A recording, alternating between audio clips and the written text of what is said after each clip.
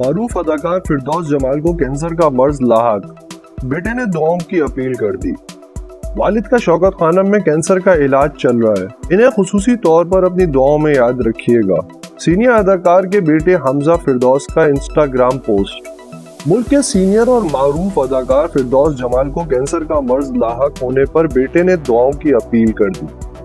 تفصیلات کے مطابق پاکستان کے سینئر اداکار فردوس جمال میں کینسر کے مرض کی تشخیص ہوئی ہے، جس کی تصدیق ان کے بیٹے اداکار حمزہ فردوس کی جانب سے کی گئی ہے۔ اس حوالے سے انہوں نے social media platform Instagram پر والد کے ہمراہ تصویر شیئر کرتے ہوئے کہا کہ میرے والد کا شوکت خانم ہسپتال میں کینسر کا علاج چل رہا ہے۔ مجھے معلوم ہے یہ زندگی ہے جس میں پریشانی والی کوئی بات نہیں، کیونکہ میرے والد کے ساتھ ان کے گھر والے اور آپ سب ان کے پیارے دوست، مداح اور شوبز کے ساتھی ہیں۔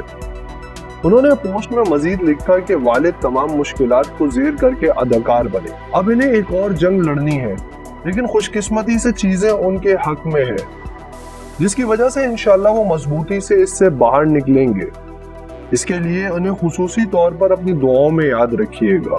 مزید خبریں جاننے کے لیے ہمارے چینل کو سبسکرائب کر لیں۔